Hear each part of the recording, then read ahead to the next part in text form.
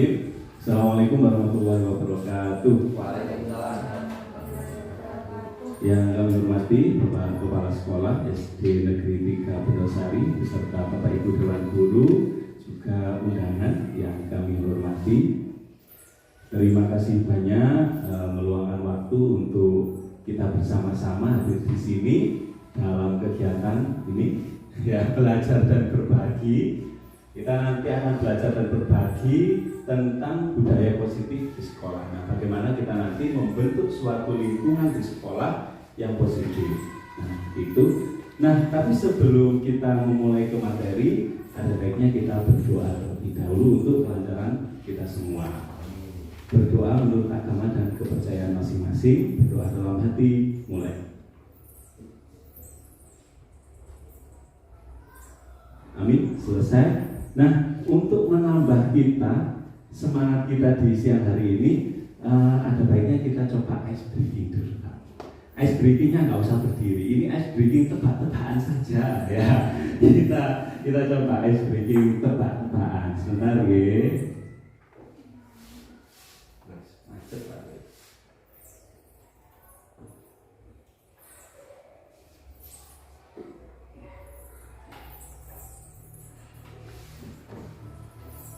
Nah, ini kita akan mencoba menebak. Ya, kita tebak ini apa? Ya, apa yang ada di gambar tersebut. Bisa terlihat ya Bapak Ibu ya. Dan clue-nya adalah berpikir tingkat tinggi. Menebak dengan berpikir tingkat tinggi. Kira-kira aku adalah siput. Ya. Kita lihat apakah benar? Ya. Ternyata kurang berpikir tingkat tinggi lagi. Coba berpikir tingkat tinggi lagi. Coba. Ya.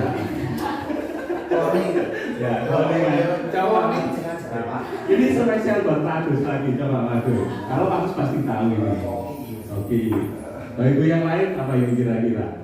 Buaya. Yang lain? Ya, ini di rumahnya Pak Agus ada ya. Iya.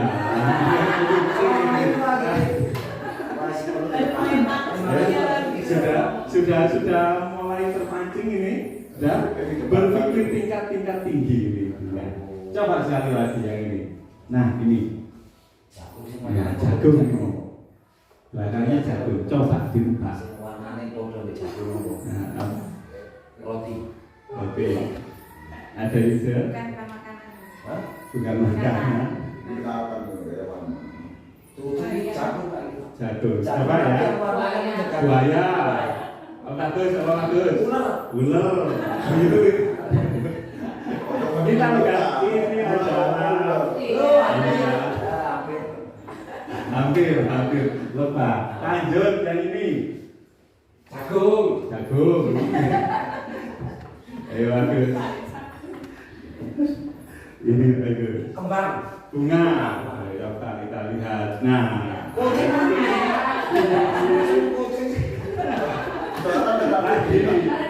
Nah ini. Nah sayap bagus. Sapi. Kuda. Kita lihat apakah dia kuda.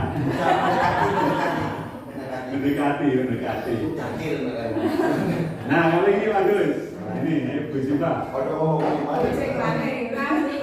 4, 3, 2, 1.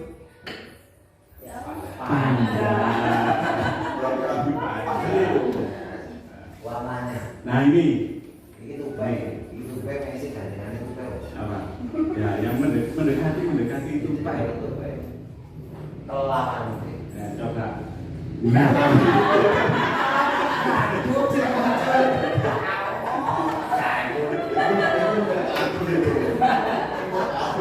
Lanjut, nah ini spesial ini. Pak Agus pasti tahu ini. Terus. Bagus. Hampir Bu. Nah, kita lihat bersama-sama ini adalah ya. Iya. Bagus.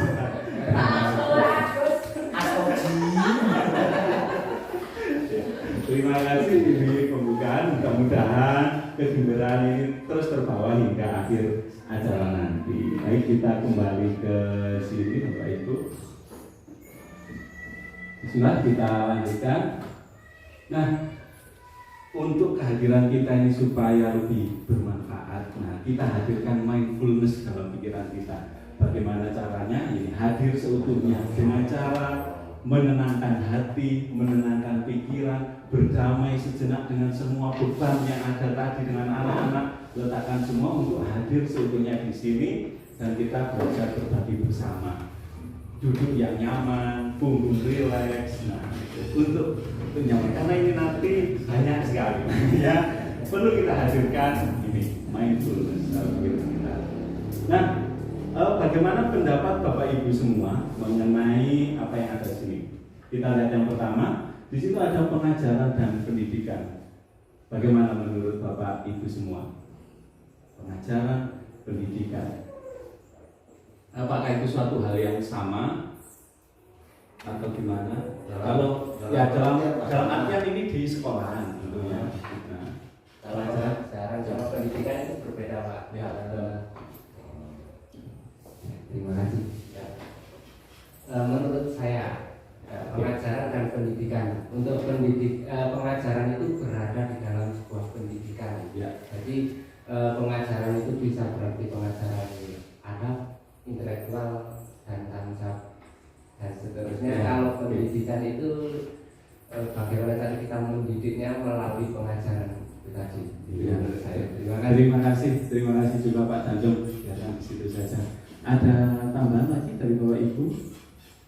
Nah, kita ambil dari pendapatnya Ki Hajar Dewantoro seperti yang disampaikan Pak Dandung, bahwasanya pengajaran pendidikan itu memang serupa, tapi sebenarnya kalau kita bedah ini ada perbedaannya. Kalau pengajaran itu memang benar bagian dari pendidikan, di mana di situ ada proses memberikan ilmu, proses memberikan teladan bagi anak-anak untuk kehidupannya nanti. Sedangkan kalau pendidikan bisa kita lihat ini, pendidikan itu memberikan tuntunan terhadap segala kekuatan kodrat yang dimiliki anak agar ia mampu mencapai keselamatan, kebahagiaan yang setinggi-tingginya. Nah, ini pendapat ini dikemukakan oleh Ki Hajar Dewantoro. Nah, kita beranjak dari sini. Berangkatnya nanti pengajaran dan pendidiknya dari sini. Bahwasanya mendidik itu, pendidikan itu ada tuntunan. Nah, selanjutnya pendidikan dan pengajaran merupakan suatu persiapan dan persediaan untuk segala kepentingan hidup manusia dan seterusnya. Kita lanjut ke pertanyaan berikutnya. Yang nomor 2, peran guru. Nah, menurut Bapak Ibu peran guru di sekolah seperti apa?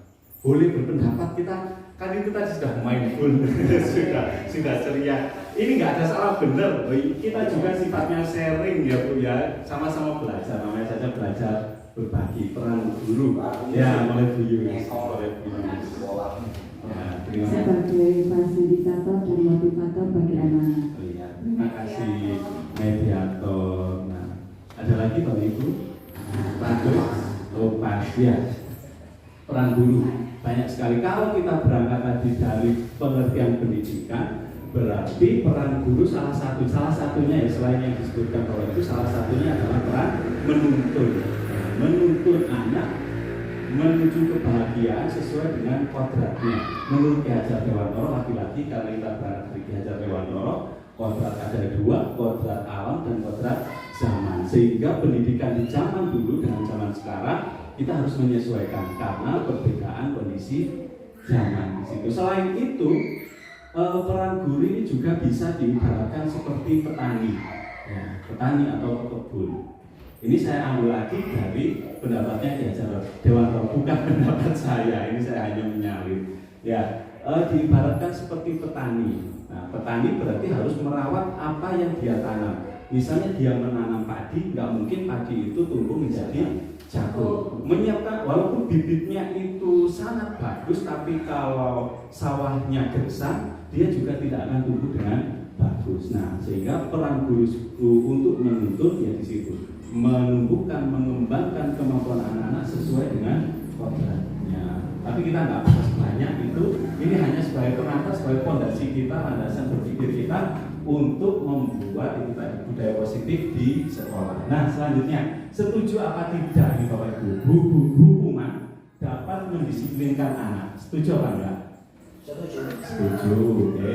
Nomor 4, pemberian hukuman dengan hal positif seperti membaca atau membersihkan halaman sekolah dapat meningkatkan disiplin anak. Setuju apa enggak? Nomor 5, memberi penghargaan dapat meningkatkan motivasi belajar anak.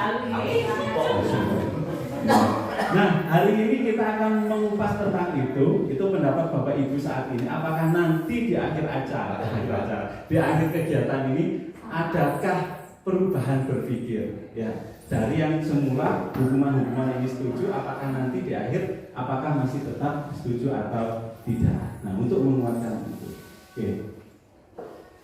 Kita mulai dari dia yang akan kita bahas. Ada disiplin positif. Di dalam budaya positif itu meliputi ada 6 kegiatan yang kita bahas hari ini. Disiplin positif, nilai-nilai kebajikan, teori motivasi, hukuman, penghargaan, restitusi, keyakinan kelas, kebutuhan dasar manusia. Terus ada bagian restitusi di mana di situ ada 5 posisi kontrol seorang guru, juga bagaimana menerapkan restitusi ke dalam segitiga restitusi. Nanti kita akan mengulas itu. Oke. Kita lanjutkan. Nah, ini kita coba dari yang tadi setuju, kita akan mencoba simulasi, tapi nggak usah gini-gini kan, Pak. Aku soalnya dekat itu loh. Ini lawannya kan nanti nggak sepadan, laki-laki lawan perempuan, tapi juga nggak masalah. Kita akan mencoba ini.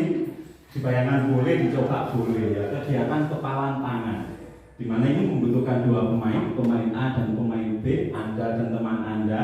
Coba bayangkan bahwa Anda saat ini menyimpan sesuatu yang sangat berharga dalam kepalan tangan kita. Nah, Anda perlu menjaga benda tersebut sekuat tenaga karena begitu pentingnya bagi kehidupan Anda. Nah, harus dijaga, jangan sampai terbos. Teman yang B yang selanjutnya akan mencoba dengan segala cara untuk membuka kepalan tangan itu. Boleh membujuk, boleh mengintimidasi, menggoda, menggelitik, bahkan ditawari uang pun, nah boleh, supaya bisa membuka kepalan itu. Nah, kira-kira dibayangkan coba kalau panjenengan semua kira-kira ada barang yang sangat berharga buat kehidupan panjenengan, mau direbut temannya, kira-kira gimana?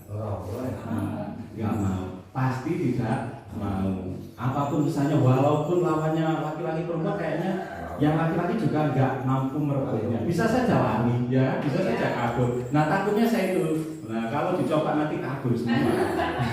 Untuk mempertahankan sesuatu yang berharga tadi. Nah, yang terjadi ya memang 90% kalau tenaganya seimbang nggak akan bisa terpaksa, nggak akan terlepas. Apa kira-kira yang melandasi kenapa tangannya tidak mau terbuka? Kira-kira apa? Kira-kira apa? Ya, karena sesuatu yang berharga, yang sesuatu yang kita yakini berharga. Nah, sekarang kita punya satu kata kunci lagi, yakin, meyakini sesuatu yang kita yakini. Berarti kalau sesuatu yang kita yakini ini tumbuh dari dalam diri, motivasi intrinsik, karena tidak terpengaruh dari luar. Nah, keyakinan merupakan motivasi dalam diri. Nah, sekarang kita kaitkan dengan pembelajaran di kelas tentang motivasi tadi. Tadi kan keyakinan, kalau sesuatu yang kita yakini itu pasti bergerak dari dalam hati, ada motivasi dalam diri, motivasi intrinsik. Nah, sekarang kita mencoba mengubah paradigma tentang teori kontrol, teori pilihan, dan dari ilustrasi kontrol ini dari Dr. William Glasser tentang teori kontrol. Yang pertama, ilusi, merupakan ilusi bahwa guru itu dapat mengontrol murid. Ilusi juga bahwa kritik dapat membuat orang merasa bersalah dan menguatkan karakter. Ilusi juga bahwa semua penguatan positif efektif dan bermanfaat. Yang terakhir, ilusi bahwa orang dewasa memiliki hak untuk memaksa. Kenapa dikatakan ilusi? Karena itu tadi, kalau sesuatu yang berharga, kalau kita tidak merelakan untuk membuka, nggak akan bisa terbuka apapun alasannya, ya kan Bu? Nah, berarti kalau kita berusaha mengontrol anak dengan berbagai cara, sebenarnya itu ilusi juga, karena kerelaan anak untuk ya wis menghindari sesuatu yang tidak nyaman, mendapatkan sesuatu yang diharapkan, misalnya penghargaan, misalnya stempel, nilai tambah. Nah itu ternyata di situ itu merupakan bukan motivasi intrinsik dari dalam anak. Nah saat ini kita akan berbagi bagaimana memunculkan motivasi intrinsik dalam anak. Memang ini tidak mudah, tapi mungkin dilakukan walaupun jalannya itu memang terjal, nggak akan cepat, gitu ya. Nah ini tentang ini ilusi kontrol. Oke, selanjutnya. Nah, perubahan paradigma dari stimulus respon menjadi teori kontrol. Nah, siapa sesungguhnya yang memiliki kontrol? Menurut stimulus respon ini ya, yang mempunyai kontrol, kita mencoba mengubah orang agar berpandangan sama dengan kita. Sedangkan kalau teori kontrol, kita berusaha memahami pandangan orang lain tentang dunia. Nah, ini ada perbedaan. Selanjutnya, perilaku buruk dilihat sebagai suatu kesalahan. Kalau menurut teori kontrol atau pilihan, semua perilaku memiliki tujuan. Jadi untuk mempertahankan sesuatu, melakukan sesuatu pasti ada tujuan. Tadi yang di awal tujuannya mempertahankan sesuatu yang berharga. Belajar juga gitu, ada tujuannya. Anak-anak buat nakal juga gitu, ada tujuannya. Selanjutnya ketiga, orang lain bisa mengontrol saya. Nah, kalau teori pilihan, Anda tidak bisa mengontrol orang lain, kecuali orang lain tersebut ya membuka diri, untuk merelakan dikontrol oleh orang lain. Gitu. 5. Pemaksaan ada pada saat bujukan gagal. Nah, kalau teori kontrol, kolaborasi dan konsensus menciptakan pilihan-pilihan baru. Yang keenam, model berpikir menang kalah. Kalau stimulus respon atau menang ada kalah, tapi kalau teori pilihan itu model berpikirnya menang-menang karena untuk mencari solusi yang terbaik buat mereka. Oke, nah di sini disiplin positif bagian dari budaya positif di awal tadi. Bisa tidak kelihatan. Mungkin agak kurang karena ini mind mappingnya luas ya. Jadi tulisannya kecil-kecil. Ya, seperti ya mudah-mudahan Agus bisa terlihat gitu ya. Bisa melihat ini. Ya, alhamdulillah bisa. Teori kontrol, teori pilihan dari Dr. William Besser yang pertama yang di sini, bisa tunjukkan saja di sini karena masuknya ternyata sudah agak mempan, kecil ya, kecil. Anda tidak bisa mengontrol orang lain, hanya Anda yang bisa mengontrol diri Anda. Nah, kita harus memahami juga makna sebuah disiplin, kata disiplin. Disiplin kalau menurut William Besser itu belajar kontrol diri dengan menggali potensi kita agar tercapai tujuan mulia, yaitu sesuatu yang menjadi seseorang yang kita inginkan berdasarkan nilai-nilai yang kita hargai, berdasarkan nilai-nilai yang kita yakini di awal tadi. Nah itu akan timbul disiplin dan muncul motivasi intrinsik, harapannya itu harapannya. Lanjut, di situ ada semua perilaku memiliki tujuan. Nah, bawahnya ada teori motivasi, ada 3 teori motivasi di situ untuk menghindari hukuman, untuk mendapatkan imbalan, dan untuk menghargai diri sendiri, yaitu yang berkaitan dengan keyakinan. Nah, di dalam nilai keyakinan itu atau menghargai diri sendiri terdapat nilai-nilai kebajikan universal. Maksudnya kebajikan yang diakui oleh semua orang, tidak terbatas oleh ras, suku, bangsa, enggak. Seperti Pancasila. Pancasila kan tidak hanya dihargai oleh bangsa kita sendiri, tapi negara lain juga mengakuinya. Nah seperti itu contohnya. Terus lagi kalau di pendidikan nilai-nilai universal ada pada profil pelajar Pancasila. Nah nilai menghormati, ya, mandiri, kayak gitu kan pasti itu nilai-nilai kebajikan universal. Selanjutnya model berpikir menang-menang dan seterusnya. Di situ ada 5 posisi kontrol. Terus yang keempat di sini realitas. Nah, realitas kebutuhan dasar manusia. Kita lanjutkan. Nah, kita mulai dari makna disiplin.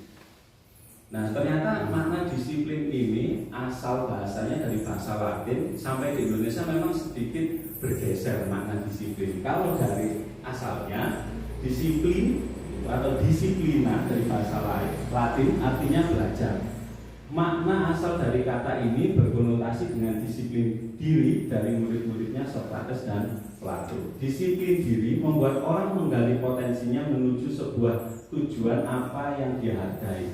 Namun dalam budaya kita makna kata disiplin telah berubah menjadi sesuatu yang dilakukan seseorang pada orang lain untuk mendapatkan kepatuhan. Kecenderungan umum adalah menghubungkan kata disiplin dengan ketidaknyamanan, bukan dengan apa yang kita hargai atau pencapaian suatu tujuan mulia. Nah, ini makna disiplin.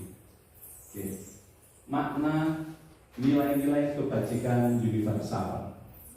Nilai-nilai kebajikan adalah sifat-sifat positif manusia yang merupakan tujuan mulia yang dicapai setiap individu. Nilai tersebut bersifat universal dan lintas bahasa, suku bangsa, seperti yang saya sampaikan di awal tadi. Nah, setiap perilaku perubahan memiliki suatu tujuan. Dengan menaikkan nilai kebajikan yang kita yakini seseorang, maka motivasi intrinsiknya akan terbangun.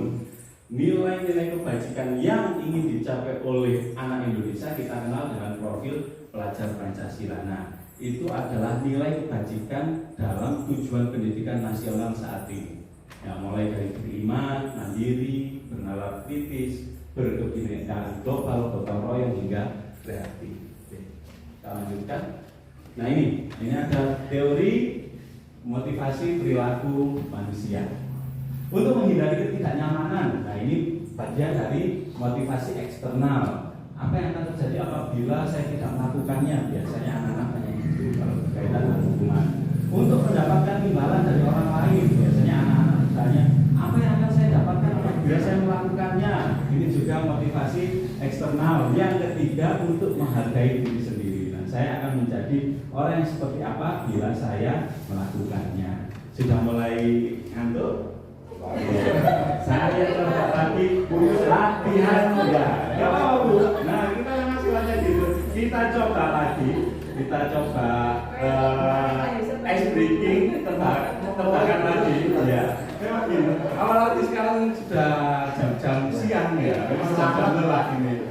Nah, kita bayangkan anak-anak kita ketika belajar kan juga gitu ya. Nah, kalau tidak ada motivasi dalam diri ya seperti jadinya. Ya, kita memang merasakannya itu. Kita coba mana ini?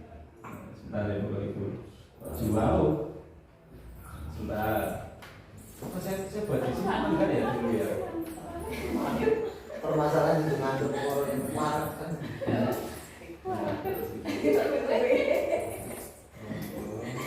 Sebentar ya.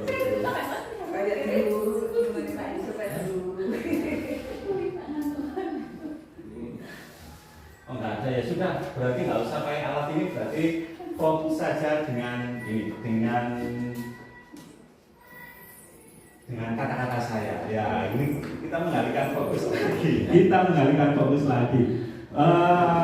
Bagus, fokus. Ini ya. Jawab ya, ini jawab. Ini. Terus ini. Kalau ini. Terus tadi sudah ya. Saya ulang lagi lah. Ingat lagi ya. Ini dan ini. Terus ini. Kalau ini. Jadi ini. Oke ya, sudah bisa ditangkap. Jadi ini 5. Aku mulai nggak fokus. Ini 1. Aku nggak fokus ini 1.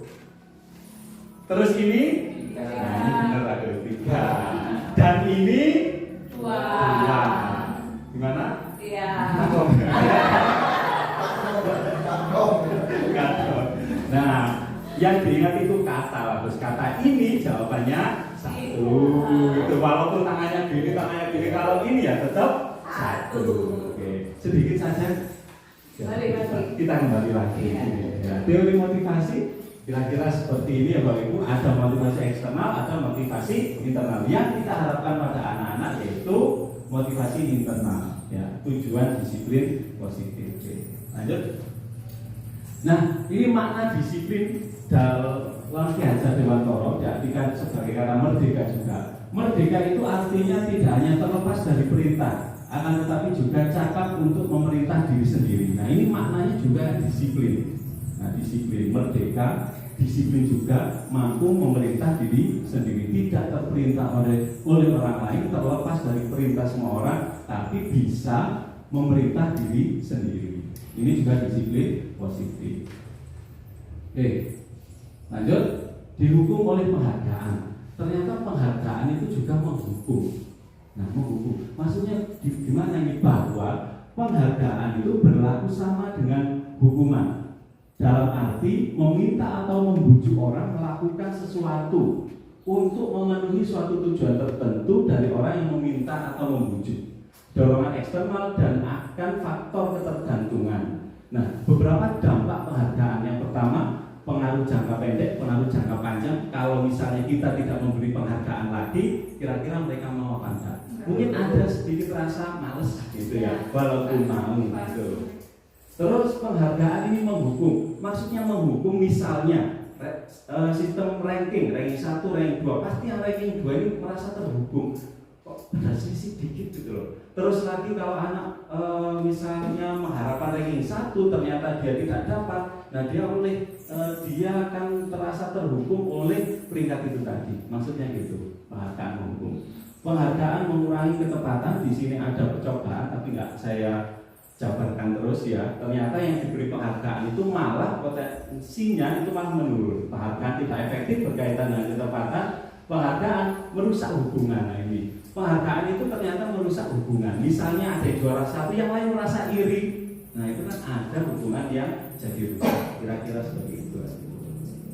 Lanjut, bentuk program kebajikan. Ini alternatif lain selain penghargaan. Kita memberikan suatu apresiasi. Ini juga bagian dari penghargaan sebenarnya, tapi dalam bentuk yang lain, bentuk pengakuan. Nah, yang perlu kita ingat untuk memberikan pengakuan atau apresiasi bisa dilakukan secara khusus, secara pribadi pada semua murid bergantian. Pengakuan secara konsisten, fokus pada proses, misalnya mengucapkan terima kasih sudah berusaha. Saya lihat kamu kemarin itu sangat bertanggung jawab ketika menjadi petugas upacara. Nah itu bentuk pengakuan. Kamu menjadi contoh yang bagus buat teman-teman. Itu juga bentuk pengakuan. Nah contohnya seperti ini. Contoh pengakuan. Kemarin saya perhatikan rasa empatimu, nilai kebajikan, empati. Situasinya pada saat menolong murid baru di kelas kita. Nah ini juga memberikan apresiasi pengakuan. Selanjutnya saya menghargai kepedulianmu pada saat kamu membantu teman-temanmu di tugas kelompok. Terima kasih untuk rasa tanggung jawabmu pada saat kamu memungut kertas-kertas yang berserakan di lantai. Nah ini kata-kata lain selain memberikan sebuah penghargaan yang ditulis berupa stempel, kita bisa memberikan pengakuan. Setelah saya mempelajari ini, bahkan yang saya tempel di sana itu jadinya nggak perlu gitu loh, ya memberikan stempel itu, menulis itu. Jadi, tapi itu ini salah satu bagiannya. Tapi itu juga kadang-kadang dibutuhkan. Kalau memang benar-benar kepepet, tapi harapannya kita bisa melaksanakan ini supaya tumbuh motivasi internal dalam anak. Oke.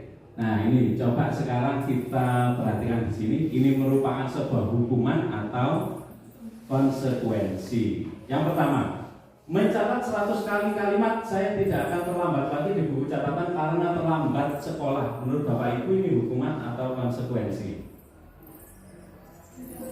Hukuman. Lari mengelilingi lapangan basket 2 kali karena terlambat hadir di sekolah. Hukuman. Di murid diminta untuk push up 15 kali karena tidak menggunakan masker. Hukuman. Ya, menggantikan kertas teman yang telah dicoret-coret. Konsekuensi. Membersihkan tumpahan air di meja tulis karena senggol. Konsekuensi. Murid disuruh untuk melepaskan sepatu seharian karena tidak menggunakan sepatu hitam. Hukuman. Lari mengelilingi lapangan basket 2 kali karena terlambat 10 menit untuk pelajaran fisika. Ini konsekuensi yang terakhir. Karena masih berkaitan, suruh pemanasan dulu kan? Iya, karena suruh pemanasan berarti dia terlambat nggak ikut pemanasan, makanya disuruh lari. Itu termasuk konsekuensi. Ada keterkaitannya.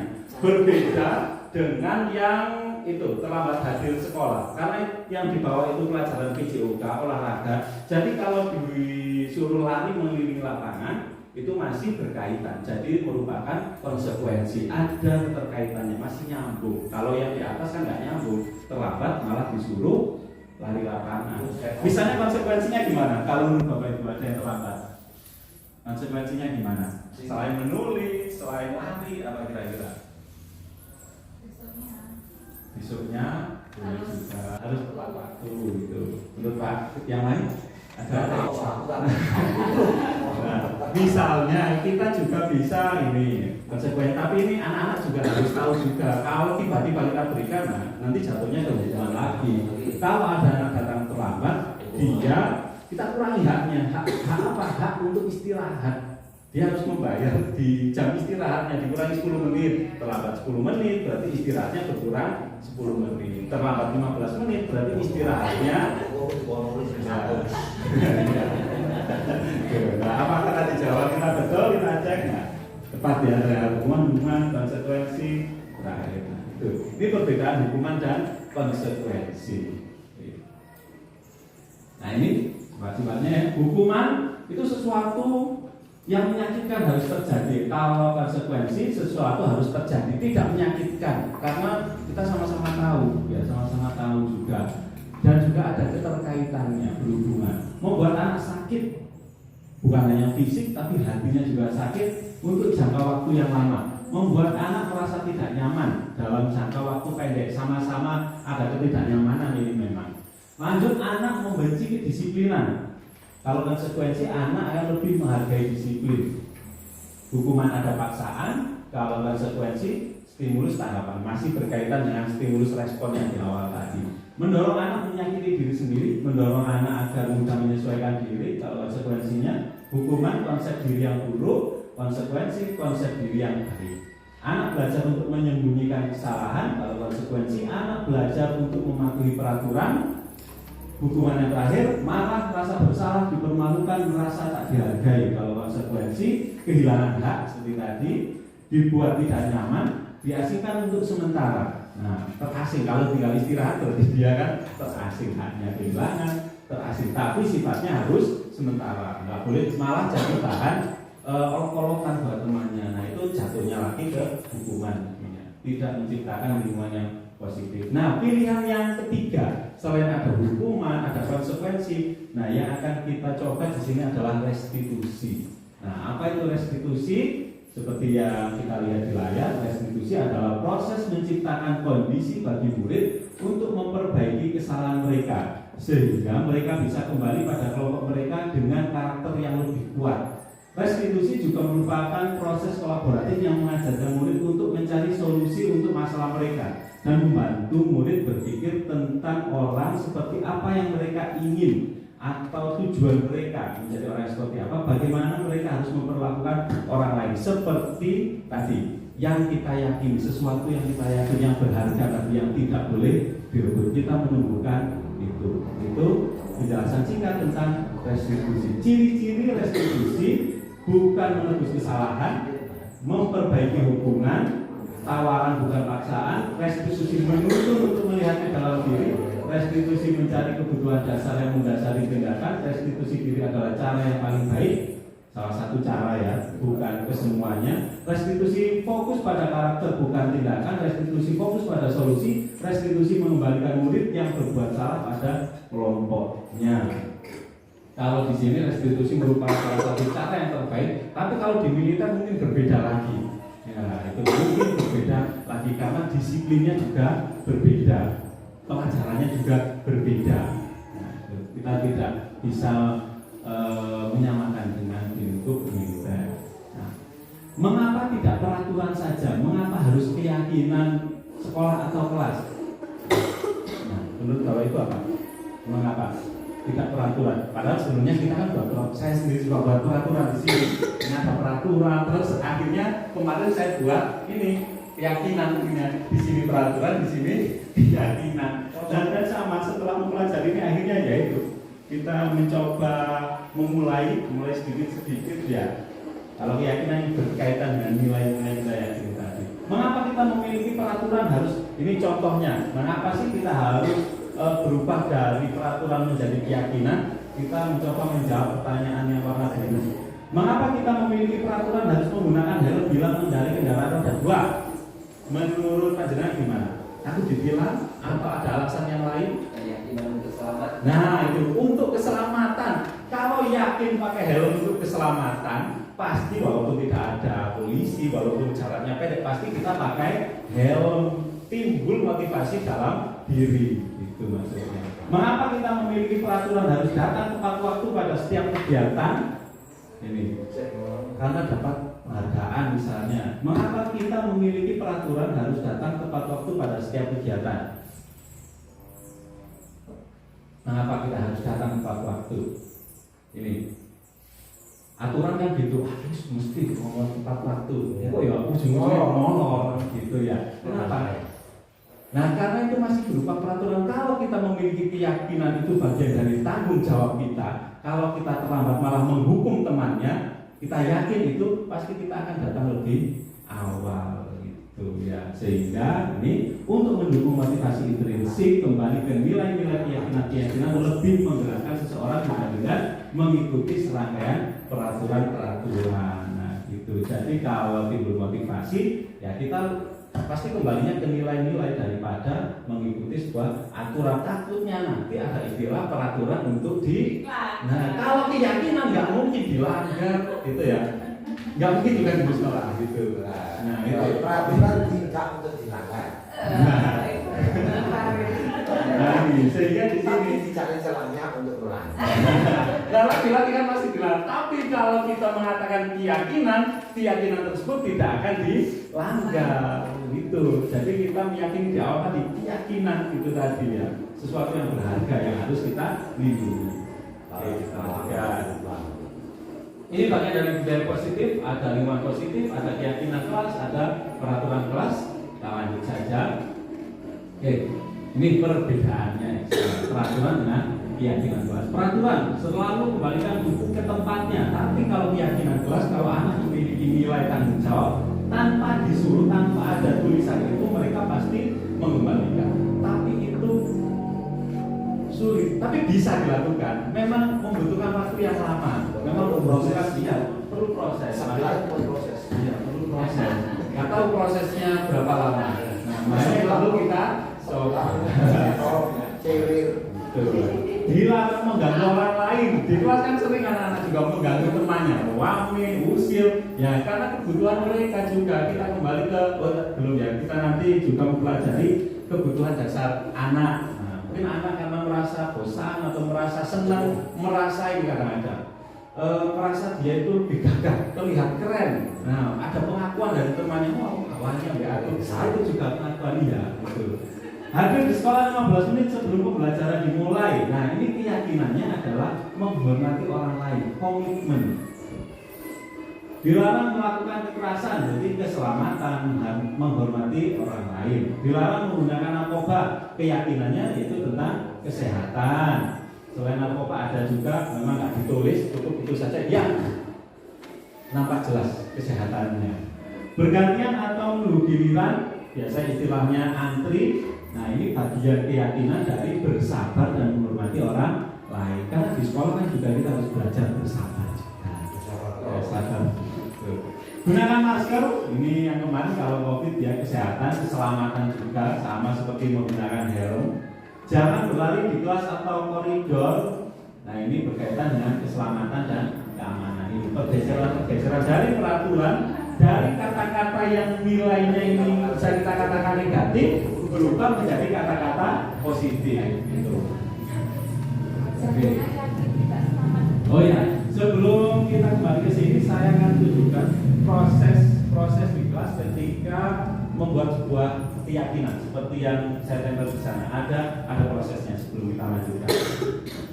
Sambil saya duduk ya Pak ya. Iya.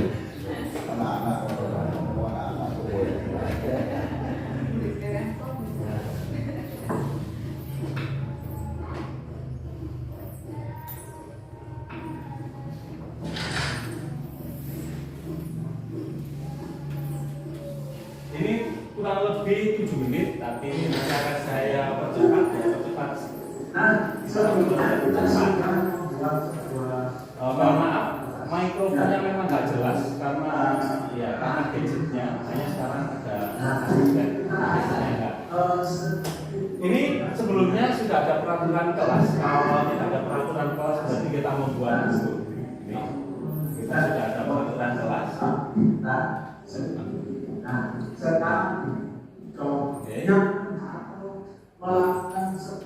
Ini Surat pendapat mengenai tentang peraturan. Tapi baik.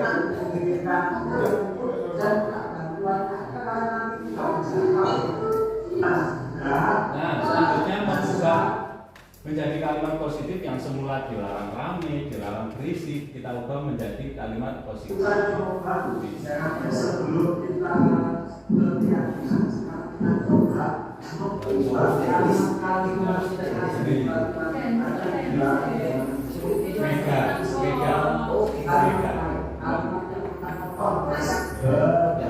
Ini kita mengubah menjadi kalimat positif. dalam bahasa sekolah berarti menggunakan makro berarti contoh kalau berbicara satu berarti nilai apa? Jadi mulai menentukan nilai-nilai jika Apa yang anak-anak selanjutnya mengulas kembali yang di sini dari kalimat positif juga menjadi nilai-nilai kebajikan dituliskan di email. siap sudah Nah, ini kelas atas. Nah, kalau kelas 1, 2, 3 bagaimana kira-kira? Pasrahkan nanti. Berarti peran Bapak Ibu guru yang lebih besar harus benar-benar menuntun. Kalau yang di kelas atas ya bisa kita lepas saja. Di awal kita beri penjelasan pemahaman, anak-anak sudah pasti bisa ngikutin. Nyatanya ini sama sekali tanpa saya minta kalian nulis ini enggak, tanpa itu langsung saja buat ternyata bisa juga. Itu asalkan di awal diberikan penjelasan mengenai nilai-nilai universal tadi dengan perubahan dari kalimat negatif menjadi kalimat positif, ternyata bisa. Nah, dari banyaknya nilai-nilai keyakinan yang sudah ditulis, nah, selanjutnya kita pilah di sini. Pasti ada jawaban yang sama, kita kerucutkan karena nilai keyakinan ini efisiennya antara 3 sampai 7. Kalau kebanyakan nanti anak-anak jadi lupa gitu. Nah, jadi yang benar-benar mau kita tonjolkan yaitu yang kita angkat menjadi nilai keyakinan. Nah, ini ada yang sama serta dan tanggung jawab. Nah, setelah ini berikutnya ini adalah penyusunan nilai-nilai keyakinan biasa. Kata-kata yang dipakai juga terserah dari kelas Bapak Ibu sekalian.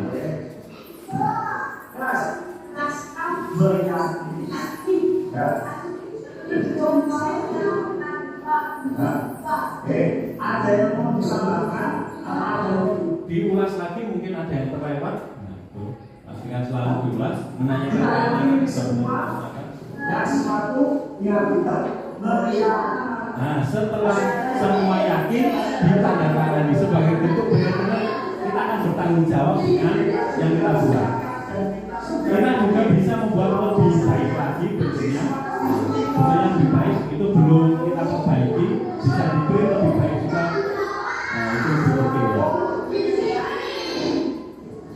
Situasi di kelas 6 selalu, situasi di kelas 6 selalu, seluruh situasi di kelas 6 selalu. Harapannya gitu, tapi kenyataannya masih ya kalau gitu persentase ya mungkin 10%, mungkin kurang dari itu. Tapi kita memulai menumbuhkan motivasi intrinsik dan itu ini kita implementasikan di spell. Oke, kira-kira seperti itu proses dalam keyakinan kelas. Nah, kita kembali lagi ke sini. Oke ya, itu kira-kira. Kita lanjutkan. Macet lagi.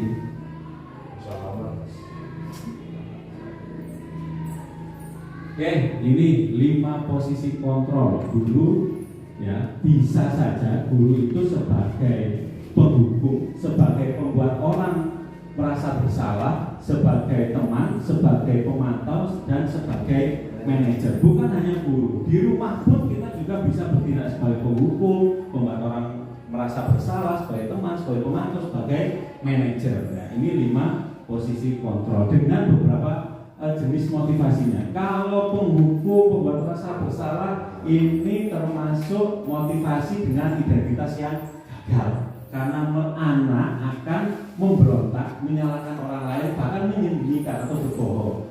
Nah, identitas berhasil, cukup sukses, tapi ini motivasinya dari luar juga, sebagai teman dan pemantau ini. Nah, sebagai teman. Tapi kalau sebagai teman ada buruknya juga, ada baik, ada buruknya juga. Anak-anak jadinya sering tergantung. Terus adabnya kadang-kadang itu ya kurang jadinya. Sehingga kita harus benar-benar bisa menempatkan diri kapan menjadi teman, kapan menjadi pemantau, dan kapan menjadi manajer. Mudah-mudahan kita semua bisa berada pada posisi ini. Kalau lebih baik ya di posisi manajer gitu. Manajer bukan manajer sebuah perusahaan, manajer kelas ya, sebagai pemimpin di kelas. Iya. Karena di posisi manajer ini hasilnya pada anak itu bisa menguatkan pribadi. Nanti kita coba juga peran menjadi manajer. Oke, kita lanjut. Nah ini, kalau tadi kita sudah tahu 5 posisi kontrol, kira-kira kalau ada pernyataan-pernyataan seperti ini, yang pertama, saya kecewa sekali dengan kamu. Menurut panjenengan ini sebagai teman, membuat orang merasa bersalah, pemantau, penghukum, atau manajer? Saya kecewa sekali dengan kamu, teman. Oke, ada yang lain? Penghukum. Oke. Kamu tidak pernah benar melakukannya. Penghukum. Ayolah lakukan demi bapak atau ibu. Nah, apakah kamu mau mendapatkan stiker bintang hari ini? Nah ini, bagaimana kamu bisa menyelesaikan masalah ini? Kamu selalu yang paling terakhir. Nah ini penghukum. Nah, menurut bapak ibu bagaimana ini? Yang posisi manajer yang mana ini menurut bapak ibu? Ada nggak posisi manajer? Iya, sebagai mana? Kita lihat siapa yang mengatakannya. Nah, kalau kita membuat anak itu merasa dia kecewa, merasa bersalah, nah berarti dia berposisi sebagai pembuat orang merasa bersalah. Nah, saya kecewa kemarin kamu tuh sebagai petugas kok kurang gini-gini. Nah, saya pernah melakukannya di angkatan yang kemarin. Nah, itu ternyata tanggapan anak-anak sekolah ceria jadi oh ya memang dampaknya kurang baik, langsung menunduk gitu. Ternyata saya salah melakukan itu juga. Nah, kamu tidak pernah benar melakukannya. Ini sebagai penghukum, ayolah lakukan demi bapak. Ini juga pernah saya lakukan ya sebagai teman. Apakah kamu mau mendapatkan stiker? Ini yang saat ini yang semester ini agak sering karena saya buat itu jadi sering jadi pemantau. Bagaimana kamu bisa menyelesaikan masalah ini? Ini juga pernah, tapi kadang-kadang kita nggak terpikir padahal kita pernah berperan sebagai manajer tanpa kita sadari. Anak-anak, kamu selalu yang paling terakhir. Ini posisi sebagai penghukum. Oke. Nah, kita lanjut ke segitiga restitusi karena berkaitan dengan posisi kontrol. Nah, untuk di posisi restitusi ini kita berperan sebagai manajer. Ya. Kamu ini segitiga restitusi ini ada 3. Namanya segitiga ya, ada yang datar, ada yang 2 sisi miring. Dimulai dari menstabilkan identitas. Ini dimulai dari sini. Selanjutnya validasi tindakan yang salah. Selanjutnya menanyakan keyakinan. Pertanyaan-pertanyaan dalam menstabilkan identitas ini supaya anak-anak itu sedikit reda rasa amarahnya, rasa dongkolnya, rasa kecewanya. Kita bisa memberikan pertanyaan. Setiap orang pasti pernah melakukan kesalahan. Kamu bukan satu-satunya yang pernah melakukan ini. Bapak ibu juga pernah melakukan kesalahan. Ada proses untuk memperbaiki. Selanjutnya validasi tindakan. Pertanyaannya bisa mengucapkan seperti ini.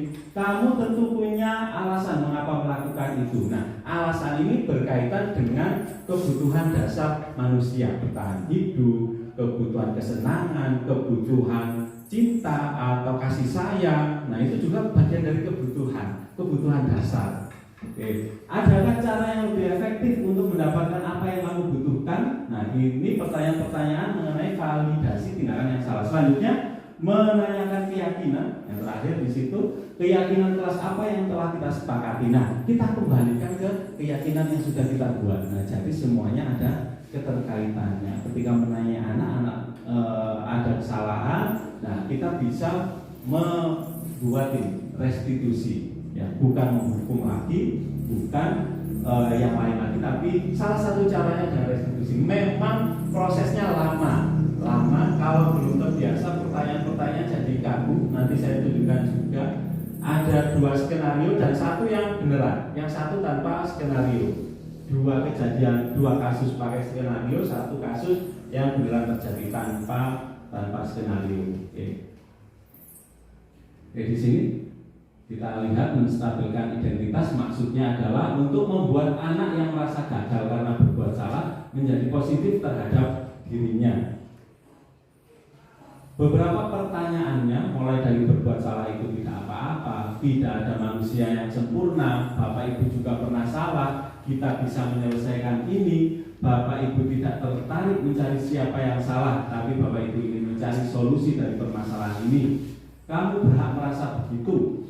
Apakah kamu sedang menjadi teman yang baik buat dirimu sendiri? Nah, ini contoh-contoh menstabilkan identitas. Ini juga tidak harus selalu berurutan. Boleh setelah tanya identitas tadi ke validasi, kembali lagi menstabilkan identitas juga tidak apa-apa. Oke. Validasi kebutuhan, membantu murid mengenali kebutuhan dasar yang diinginkan. Padahal kamu bisa melakukan yang lebih buruk dari ini, ya. Gitu. Kamu pasti punya alasan mengapa melakukan itu. Kamu patut bangga pada dirimu sendiri karena kamu telah melindungi sesuatu yang penting buatmu. Kamu boleh mempertahankan sikap itu, tapi kamu harus menambahkan sikap yang baru. Apakah kamu bisa melakukan dengan lebih baik besok lagi? Nah, ini contoh-contoh yang bisa kita ucapkan pada anak dalam hal validasi kebutuhan restitusi. Yang selanjutnya menanyakan keyakinan. Ya. Anak melihat kesalahannya dihubungkan dengan norma sosial dan nilai-nilai yang mendasari manusia berinteraksi dengan orang lain. Nah, pertanyaannya di sini ada, apa nilai yang kita percaya di kelas atau sekolah kita sesuai yang disepakati? Nilai-nilai keyakinan apa yang telah kita sepakati? Apa yang kamu inginkan kelak menjadi orang dewasa atau di kemudian hari? Apa yang kamu rasakan ketika kamu melakukan itu? Kamu menjadi orang yang seperti apa? Oh, benar belum? Nah, saya akan mencoba menunjukkan lagi contoh segitiga restitusi dengan posisi sebagai manajer. Kebetulan di sini yang 2, yang di sini.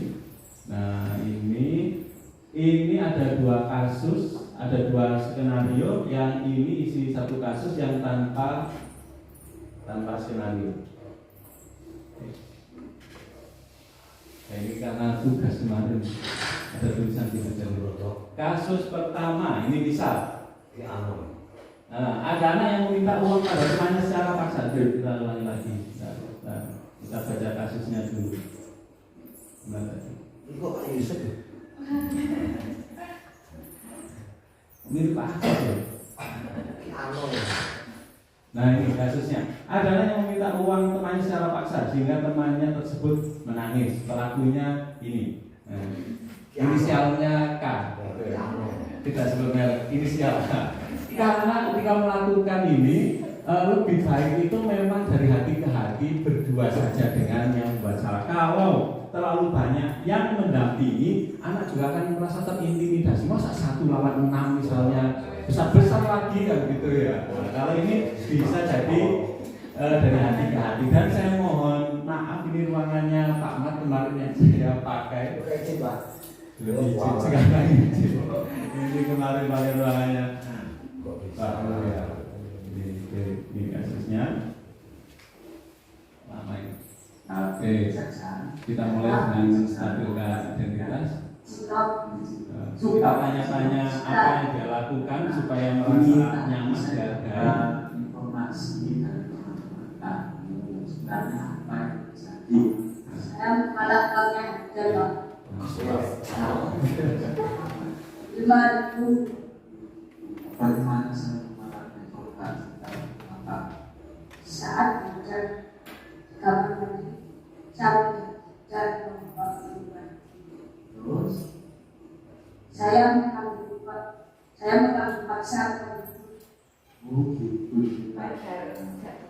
Itu biarkan yang mengandalkan dasar tidak berbuat lebih dari itu. Nah ini kita bisa untuk tidak berbuat lebih dari itu ya. Kita cari saja untuk maksudnya nggak lebih dari itu, nggak nendang, nggak mukul, nggak juga mengancam dengan yang lain, cuma dia cepat ngambil gitu. Ya, bagaimana kita bisa menggunakan kata-kata yang tepat, pilihan kata yang bijak untuk menstabilkan anak ini. Ya, memang prosesnya lama,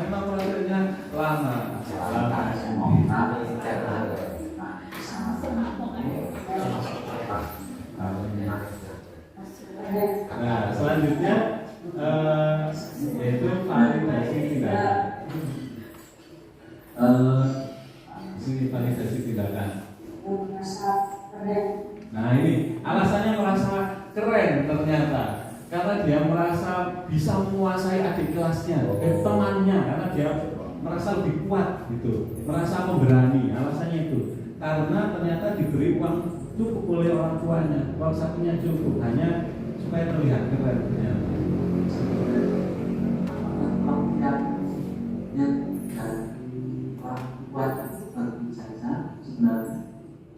Cukup tapi masih kurang menarik itu karena merasa kita itu malah untuk suaranya mekap-mekap memang maju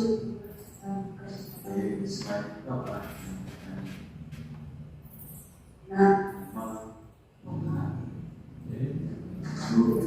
ini terakhirnya kita kembali lagi ke awal.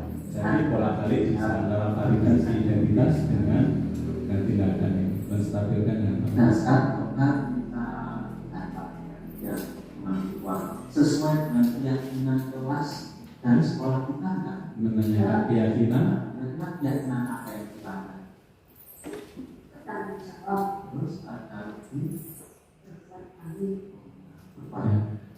nilai keyakinan ini juga sifatnya itu abstrak, memang tidak serinci peraturan. Kalau peraturan kan jelas detail, tapi kalau nilai keyakinan itu memang sifatnya abstrak. Jadi bagaimana kita bisa mengaitkannya? Jadi sama semua memiliki keyakinan. Nah, kira-kira kamu bersedia nggak menghadapi masalah ini? Nah ini solusinya, ya anak sendiri yang mencari solusinya. Kita kembalikan ke tanggung jawab anak tersebut. Nah, kalau kamu bersedia memperbaiki masalah ini, kira-kira nanti kamu menjadi orang yang seperti apa? Kamu sudah menyelesaikan masalah ini. Baik, terus jadi orang yang seperti apa? Betul. Nah, menurut kamu sudah jadi orang yang baik seperti itu, bagaimana menyelesaikan masalahnya? Ya, gimana cara menyelesaikannya? Teruskan, kira-kira apa bisa dilakukan kita? Besok. Besok. Wahnya sudah tapi berkecilok tadi. Suka sekali sama cilok ya. Baik, berarti besok yang sudah kita maafkan kembalikan uang kita jangan sekali lagi berangkat ya. Saya duduk di sini atau nanti apa yang mati jago. saya Terima kasih ya jago. Nah, juga ini ya, selanjutnya di sini kasus kedua. Ini fotonya belum ganti yang di awal tadi. cilok ya. Baik, jangan sekali lagi apa yang mati jago. Nah ini kasus selanjutnya. Ini fotonya harusnya Sena karena lupa ini. Kasusnya adalah ada anak yang menyembunyikan sepatu adik kelasnya sehingga adik kelas tersebut menangis. Pelakunya adalah S. Ini. Tentunya sini sekarang tahu ya. Prosesnya sama mulai dari menstabilkan identitas.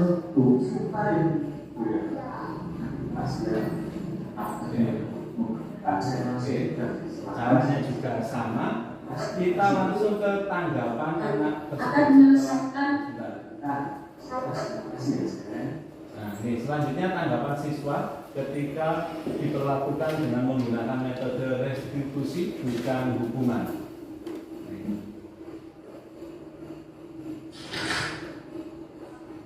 Perasaan saya setelah bertemu dengan Pak Yusuf untuk menyelesaikan persoalan saya. Saya merasa tenang karena sudah dilalui. Tapi diajak eksekusi. Saya menjadi anak yang baik dan akan berusaha menjadi anak yang dengan keyakinan tanggung jawab saling berkat memberkati dan berbuat baik kepada semua. Ya. Nah, tuh, jadi sukanya karena nggak dimarahi. Poinnya di situ. Karena memang anak-anak nggak senang dimarahi. Tapi kalau diajak bicara itu prosesnya memang lama. Ya, kita juga belum tahu apakah nanti mengulang atau enggak. Tapi ini salah satu cara terbaik. Nah, ini adalah kasus 1-2. Tanggapannya nggak saya selanjutkan. Kalau di intinya juga sama. Kita lanjut ke kasus ketiga. Ini inisialnya N. Inisialnya N ini kasus ketiga. Inisialnya N. Inisialnya N ini. Nah, ini inisialnya N. Ya, seorang anak izin pulang dan tidak kembali ke sekolah karena suatu alasan tertentu yang tidak bisa diungkapkan.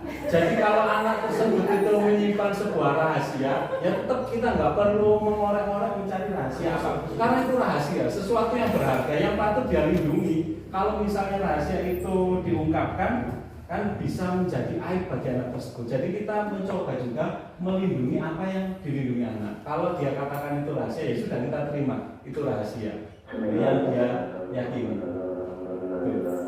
Oke, kita lanjutkan, nggak apa-apa, dan karena kita nonton ini saja. Dan kebetulan pas merekam ini juga mikrofon HP saya malah lebih tidak terdengar lagi. Itu anehnya. Sebenarnya ini kesempatan ya.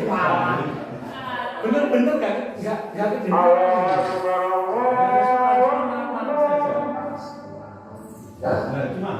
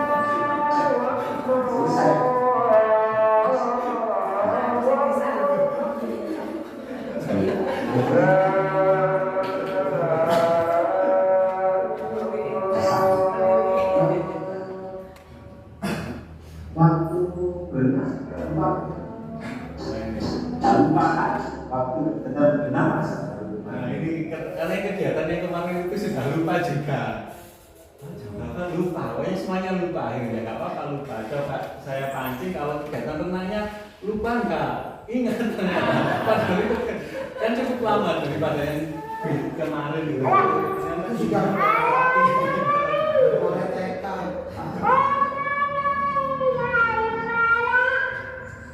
Oke. Berarti ini validasi tindakan bahwasanya dia sadar melakukan kesalahan. Kesalahannya di sini yang saya tekankan yaitu dia tidak kembali ke sekolah itu saja, bukan yang lain. Dia izin pulang boleh, tapi kenapa setelah izin dia tidak kembali? Nah, itu saja salahnya di situ.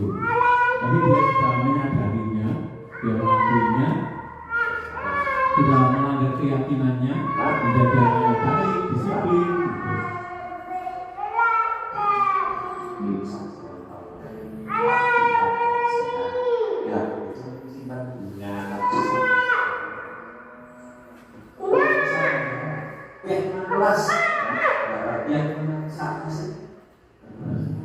Itu menanyakan keyakinan.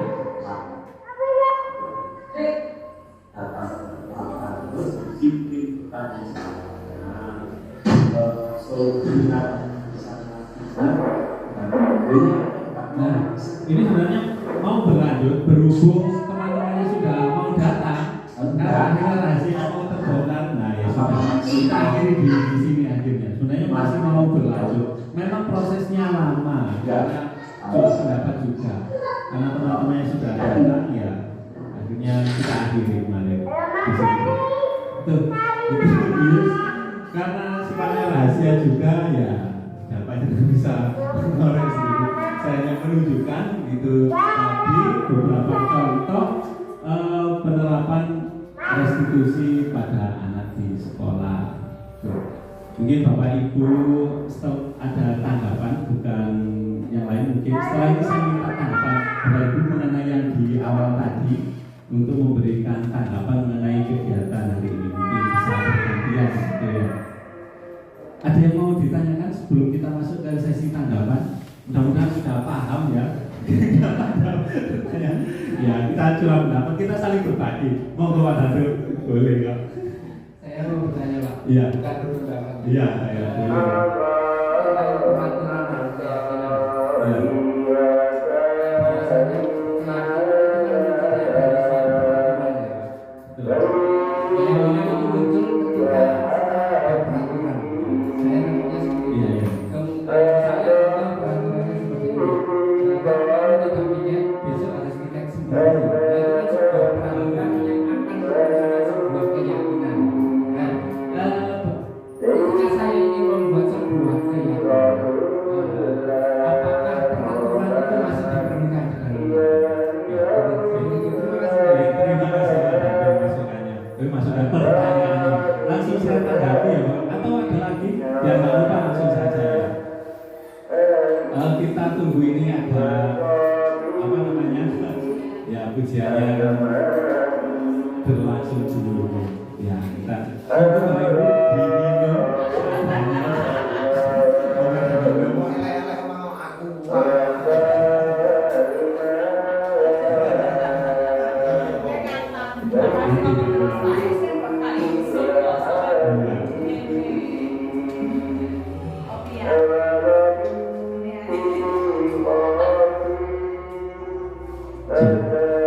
Kita besarkan saja volumenya, insya Allah bisa terdengar ya.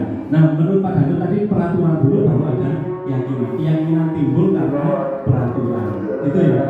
Nah, sebenarnya keyakinan ini sudah ada pada diri anak sebelumnya, sebelum ada peraturan. Makanya di awal tadi kita mencoba praktek dengan kepalan tangan, itu kan sesuatu yang kita yakini. Setiap anak pasti, kita sendiri pasti ada keyakinan yang kita yakini, mulai dari agama. Tapi kadang-kadang yang kita yakini itu ya sering kita langgar sendiri. Untuk menghindari itu maka ditetapkan peraturan, kan gitu ya Pak Datu ya. Nah berarti kalau beranjak dari sini itu kan berawal dari keyakinan. Karena keyakinan sering dilanggar maka ditetapkan sebuah peraturan. Nah saat ini kita kembalikan lagi dari peraturan menjadi keyakinan. Kira-kira yang enggak di situ prosesnya. Nah di sini kita belajar yaitu tadi kalau di sekolah untuk membuat keyakinan memang kita awali dari peraturan dulu. Kita awali dari peraturan. Dari peraturan yang banyak itu kita salihkan menjadi beberapa keyakinan. itu sifatnya abstrak, tidak detail seperti peraturan. Dan bagaimana peraturan itu masih berlaku? Ya masih berlaku. Oh, negara kita negara yang berkeyakinan masih ada undang-undang, masih ada hukum. Ya peraturan memang harus tetap kita siapkan juga. Ya, tapi jangan lupa kita harus menyiapkan keyakinan, sesuatu yang benar-benar kita yakini. Memang tidak sepenuhnya menjawab, mudah-mudahan ada gambaran dengan keadaan. Boleh kita ganti. Terima kasih Pak Yusuf. Sudah kira-kira seperti itu. Pak Agus, boleh. Tadi yang di awalan hukuman. Bagaimana pendapat sekarang? Tanggapan tadinya.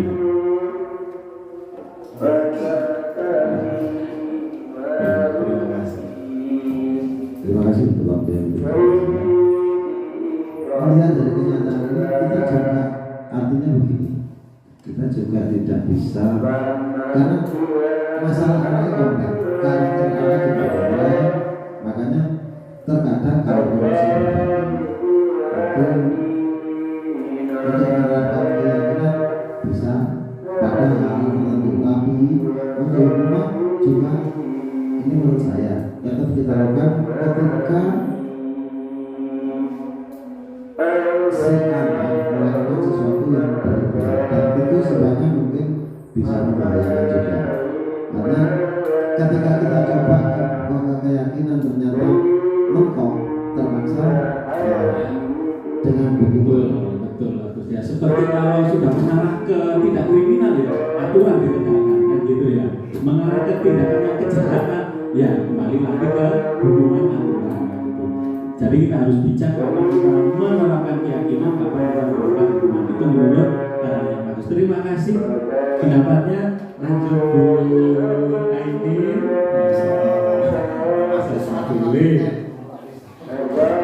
Nanti bergeser, ada juga bisa lagi terakhir tanggapan setelah kita mengikuti kegiatan berbagi. Tanggapan saja.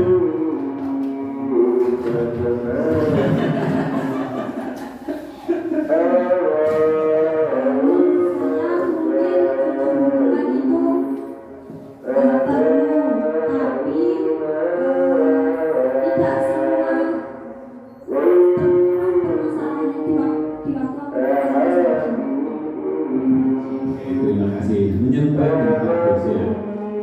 Dari sini masih lanjut.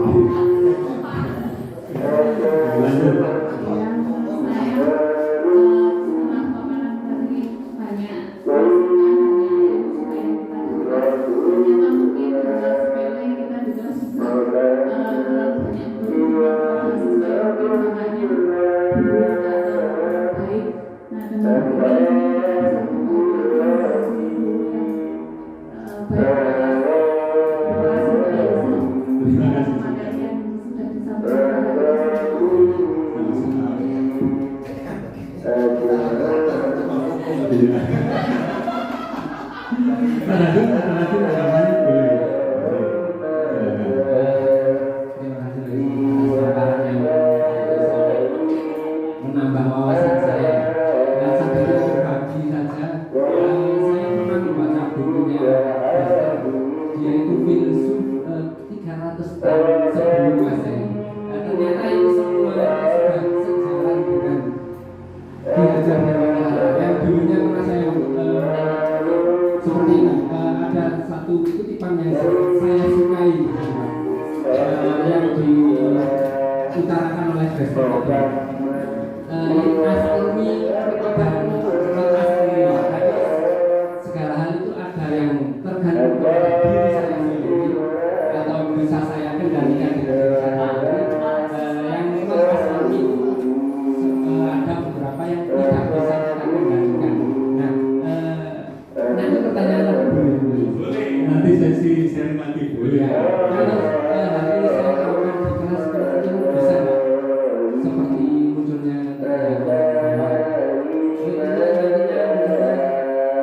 ya misalnya seperti itu saya tanda kayak gitu biarkanlah teman saya seperti ini saya tidak. Nah itu kan sesuatu yang mungkin akan muncul kan saya katakan seperti ini menurut Pak Yusuf bagaimana? Iya, tidak masalah Pak. Memang tiap anak kan punya karakter tersendiri apa yang ingin dia tonjolkan. Kalau saya ingin jadi orang yang disiplin, ya sudah menunjukkan terus. Ada memang anak-anak yang suka datang di Injilita, tapi dia baik dalam hal lain, entah memimpin, entah yang lain, boleh, tidak masalah. Nah kita juga perlu menambahkan ya, perlu ditambah ini, perlu tambah itu. Terus kita harus saling mengingatkan. Kira-kira itu tidak masalah menurut saya. Ini Bapak Ibu lain juga bisa berpendapat. Mau kita sesinya ini sesi berbagi dan belajar. Saya juga belajar. Bapak Ibu juga saling berbagi. Silakan belajar. Tanggapan beliau setelah kita berbagi.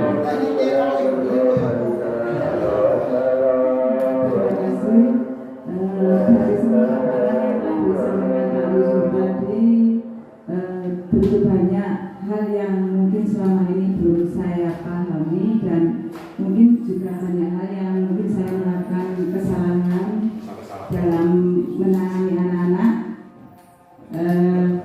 Menurut saya memang seperti yang sudah disampaikan Pak Agus dan teman-teman tadi, memang hukuman itu menurut saya memang tetap perlu, tapi pada saat-saat anak-anak melampaui batas dari kenakalan yang di luar sewajarnya anak-anak.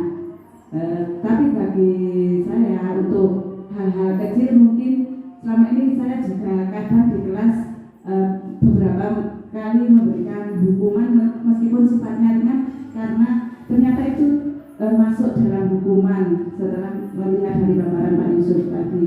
Nah dari sini saya mungkin harus lebih banyak belajar lagi tentang bagaimana menangani anak-anak dengan lebih baik lagi.